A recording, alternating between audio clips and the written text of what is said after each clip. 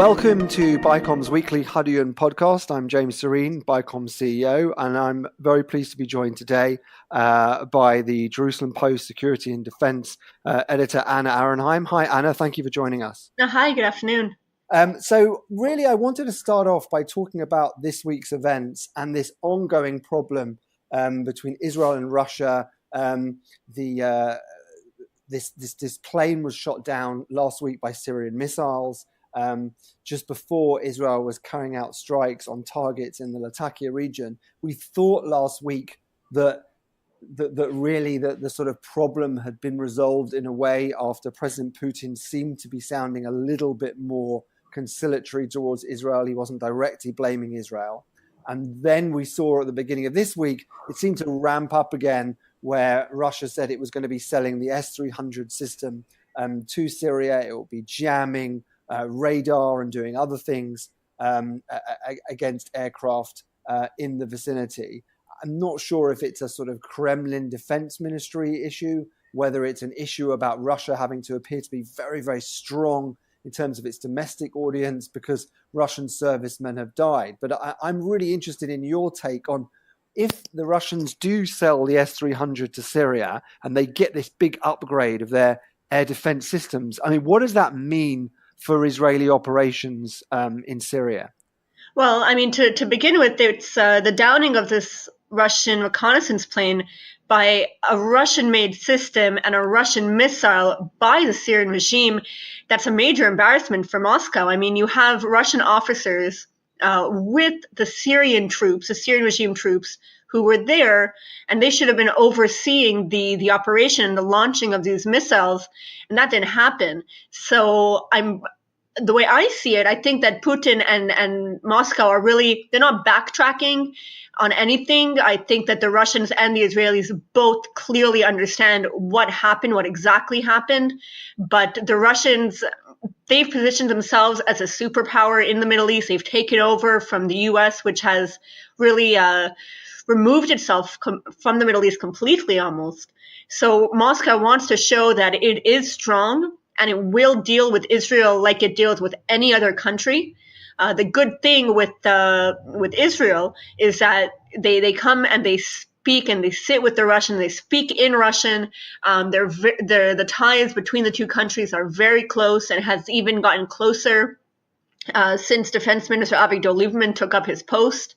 I do not think that the Russians are really going to cause any great damage to the Israeli operations over Syria. The S-300, while it is a major upgrade to the systems, the Russians sold it to them in 2013, I believe.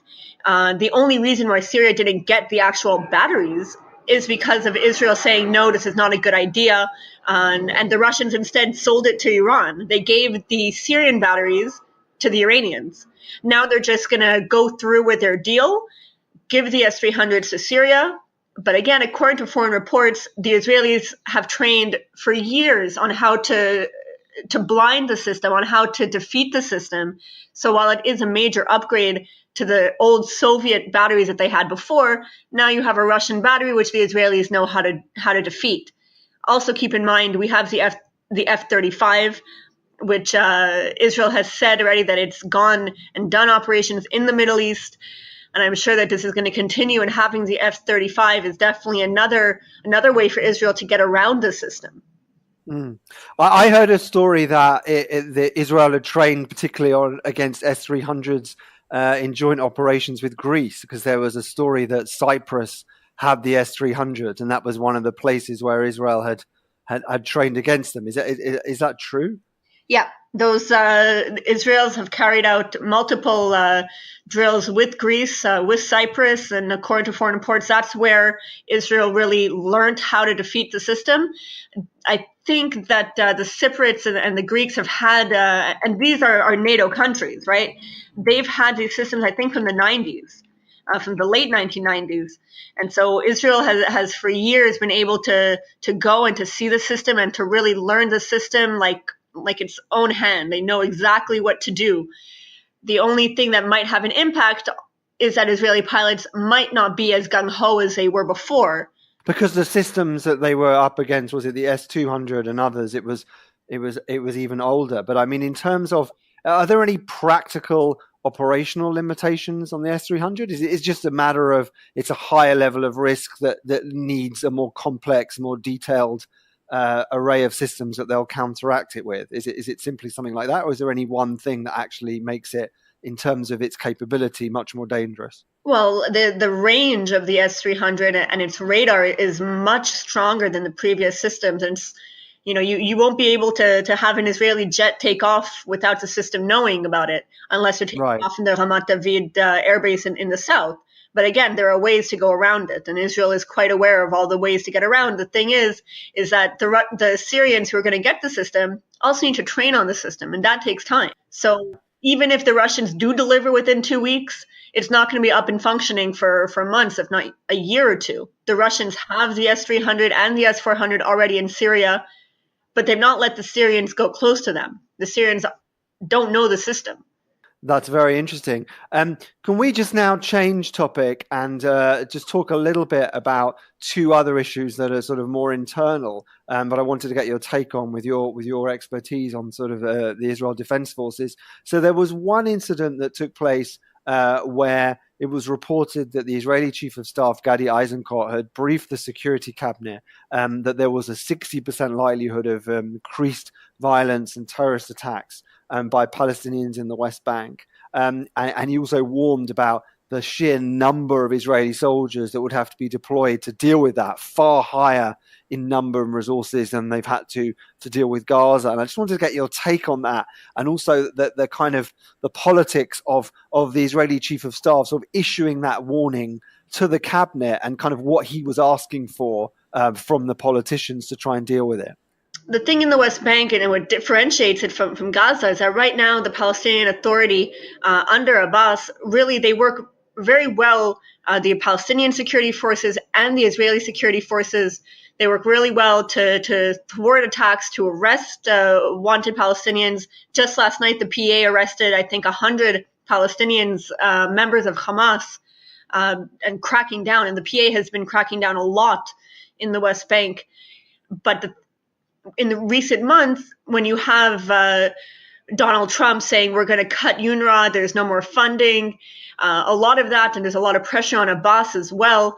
And when there's pressure on Abbas, when it comes to Gaza, when it comes to UNRWA, when it comes to money, he could just say, okay, well, we're going to stop the security coordination with Israel, and they'll have to deal. Now, when you look at UNRWA, that's a major thing to cut off all the funding. And a senior IDF officer told me near Nablus just the other week that to cut the funding is a major deal. There's a lot of risk there, because when bored, angry children don't go to school, no matter where you are in the world, they're going to cause some damage, whether it be in North America and petty crime, petty theft. But when you transfer that over to the West Bank, when you have youth that are unemployed, that have nothing to do and are angry, they're going to have to take it out somewhere. And that could very easily be by more attacks on cars, by stones, Molotov cocktails, more grenades. There's a huge risk there. Now, in terms of strengthening the amount of troops in the West Bank as opposed to Gaza, and how many troops are going to be needed, we saw when it came to the last major operation in the West Bank, when the IDF really cracked down on Hamas, it was a huge amount of troops put in that we haven't seen in years, I think since the 6-Day War, if I remember correctly. And that's possible that we can see that again here. If Hamas does come to power and takes over from Abbas, and that's what really the Palestinians are afraid about, that could be a major incentive for the Israelis to say, no, we have to go in and we have to stop this. Gaza, they're not going in. They're on the border. They're patrolling there. They're stationed there. Different type of fight. It's a limited type of fight. In the West Bank, it's completely different. But essentially, I mean, the Chief of Staff was issuing this warning, I suppose, to say to the politicians, this is how volatile the situation is. These are the conditions that could potentially cause it. But what was he really asking for from them in return? Sort of more permits for people to work in Israel, keeping the flow so that there are Palestinians with jobs in Israel able to kind of bring the money back to their families. Was there anything else that he was specifically asking for? I think just for the politicians to really understand the gravity of the situation in the West Bank, and how, one small little spark can unleash a major fire that will take a lot more to control, than Israel might be capable of doing at the moment. Because not only are we in Gaza, we're in the West Bank, we're in the north, the IDF is stretched. And if you have to crack down on the West Bank, if you have to go and do a military operation there because of warnings that were ignored by the Security Cabinet, it's going to come back and haunt them.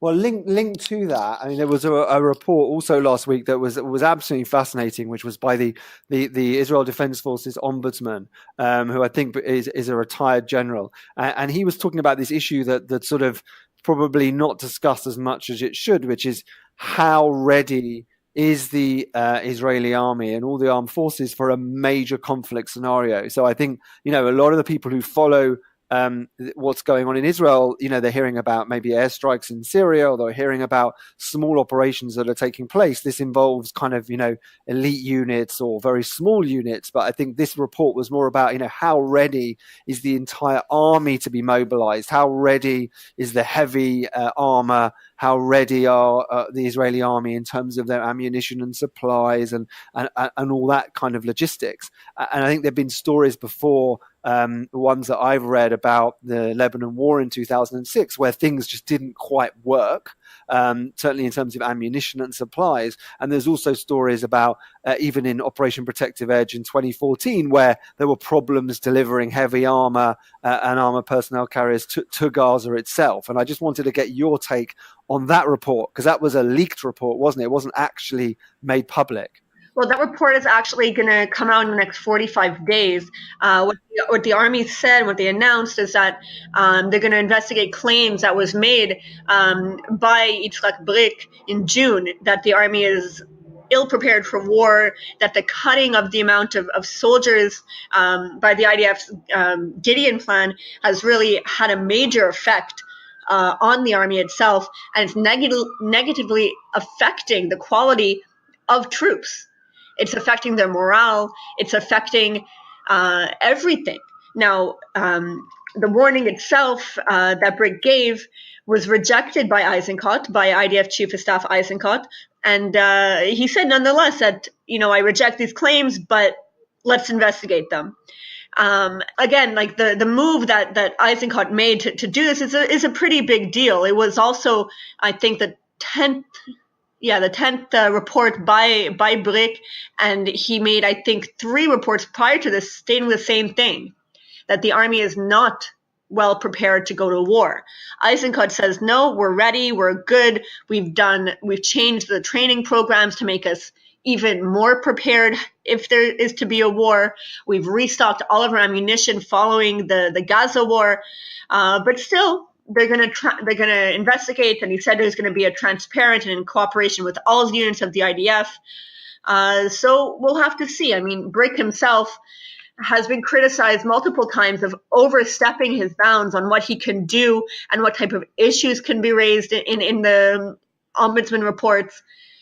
But again, this is something that is extremely important to Israel, which every few years goes to war.